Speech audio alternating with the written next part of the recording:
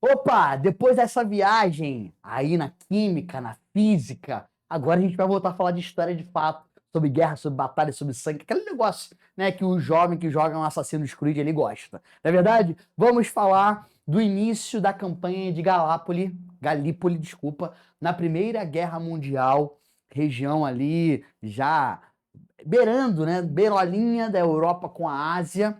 E aí a gente tem um momento importante, é o início ali da Primeira Guerra Mundial, o ano de 1915, a gente já tem uma campanha importante e que trouxe, na verdade, algumas consequências importantes para o contexto da própria guerra, tá, pessoal? A Batalha de Galípoli foi uma campanha da Primeira Guerra Mundial, sendo a principal campanha em território turco.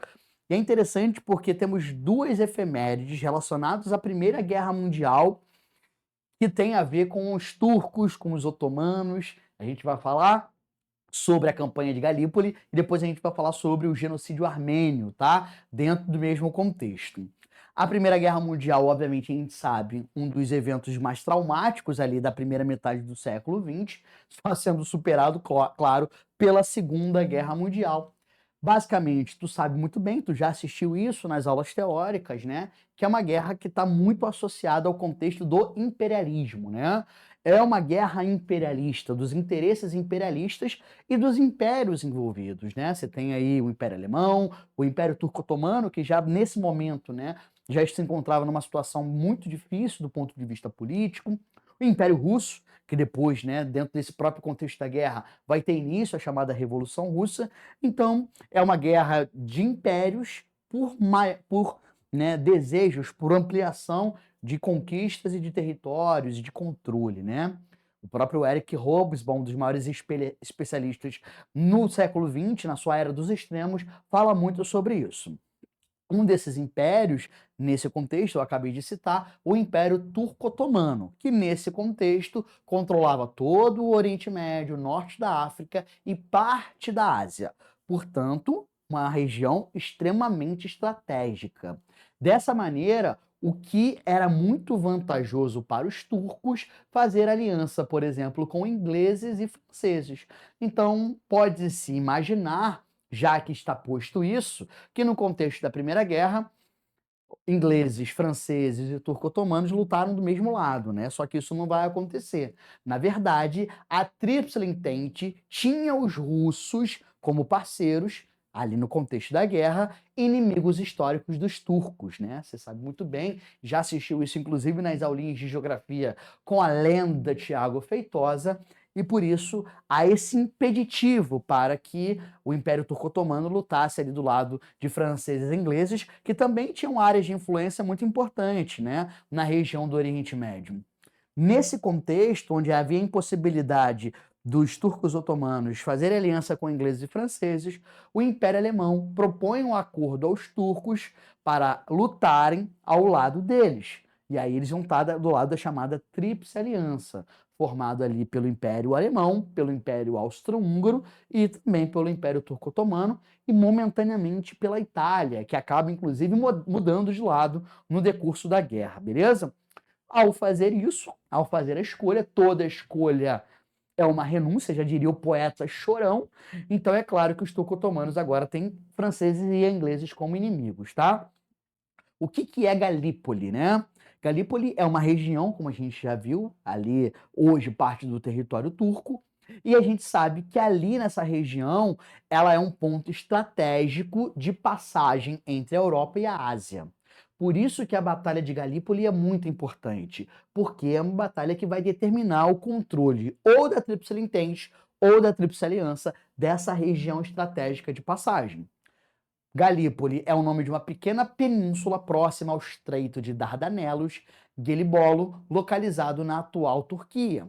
Esse confronto ele se estende por vários meses, como era comum as batalhas e campanhas na Primeira Guerra Mundial, tendo início lá em fevereiro de 1915 e terminando somente em janeiro de 1916. Ou seja, nós temos uma campanha que dura quase um ano, né? São 11 meses. Na Batalha de Galípoli, nós temos a Turquia adquirindo um significado, né, para os turcos principalmente, muito especial, como o exemplo de tenacidade dos soldados para defender sua pátria, o fato de ter sido a única vitória relevante do Império Turco-Otomano na Primeira Guerra Mundial. Opa! Já te dei um spoilerzinho. Eu questionei que a Batalha de Galípoli determinaria se Tríplice Entente ou Tríplice Aliança teriam controle dessa região estratégica. Pegou a maldade no ar? A Batalha de Galípoli, que começa lá em 17 de fevereiro, começa a partir da invasão de britânicos e franceses, com um objetivo claro principal de tomar Istambul, a capital do Império Otomano, antiga capital do Império Bizantino, aquele que em 1453 havia caído justamente para os otomanos, né? Graças à resistência dos turcos nesses primeiros desembarques, o exército aliado foi aumentando de forma gradual até que atingiram cerca de 500.000 de soldados contra 300 mil turcos. Ou seja, galera, é uma batalha com certeza de grandes proporções, né? Afinal de contas, a gente fala aí de um total de baixas, né? De mortos de quase 300, falam-se até de mais de 300 mil mortos. Doentes, prisioneiros, aliados, a galera então que realmente foi ali, né, foi atingida por essa batalha de proporções bastante consideráveis, tá? Para os turcos, essa batalha é uma grande vitória no campo militar. Inclusive é muito interessante, né? Porque quando a gente acompanha, e quando eu falo sobre o genocídio armênio, isso vai ficar muito forte, né? A gente tem lá no começo do século XX, antes da guerra, o movimento nacionalista na Turquia, comandado pelos chamados jovens turcos, né? Inclusive os tenentistas, o movimento tenentista no Brasil do século XX, né? Lá na Primeira República, eu não sei se tu sabe, mas vou te dar essa informaçãozinha de graça. Os tenentes eram chamados de jovens turcos também, né? Porque em muitos casos eles copiaram, lançaram aquele Ctrl+C, Ctrl+V do movimento nacionalista que havia se iniciado na Turquia pelos os jovens turcos, né, pela juventude turca no começo do século XX. Então, esse nacionalismo aflorado dos turcos no contexto da guerra foi ainda mais favorecido pela batalha ali em Galípoli, beleza? Bom, a Batalha de Galípoli é considerada a campanha mais notória da Primeira Guerra, numa região estratégica, que é o Estreito de Dardanelos, e acontece a partir dessa invasão realizada ali pela Tríplice Entente, tá? Um dos grandes articuladores para que essa operação acontecesse foi um tal de Winston Churchill, primeiro Lorde do Almirantado Inglês. Meus amigos, eu gostaria de chamar muito a atenção sobre isso, porque tu se lembra muito de Winston Churchill na Segunda Guerra Mundial, na resistência inglesa contra o avanço nazista, onde ali o Churchill se estabeleceu como um grande herói na Inglaterra, né?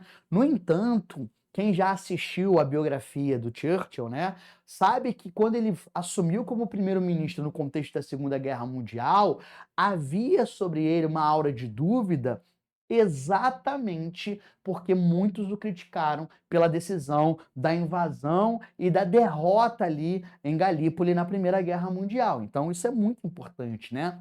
Porque isso chega a ser mencionado na biografia do Churchill e muitas das vezes vocês não sabem essa história pregressa do Churchill no contexto da Primeira Guerra Mundial. Quais foram as principais causas e consequências da Batalha de Galípoli, tá? O objetivo principal da Tríplice Entente era neutralizar os otomanos, abrir o Estreito de Dardanelos e estabelecer um canal de apoio para o Império Russo. Mais uma vez, a questão da estratégia, né, estratégica daquela região.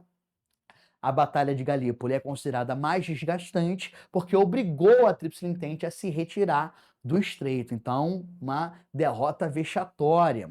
Os historiadores consideram a estratégia dos aliados de subestimarem a capacidade dos turcos, de minimizando dificuldades do terreno, além de conduzirem a batalha de forma deficiente. E os caras, tá ligado? Quando tu já entra, não, isso aqui vai ser fácil, né? tá tranquilo, os turcos, e nem conheço, nunca ouvi falar, jogou aonde, né? A galera da Tríplice Entente lançou isso para os turcos, não contavam com a resistência. E mais uma vez, reforçando essa resistência muito atrelada ao fato de que esse nacionalismo turco ele estava muito forte nesse contexto, né? Lá em Londres, o fracasso da Batalha de Galípoli levou a diversas demissões dos comandos, inclusive o do próprio Churchill.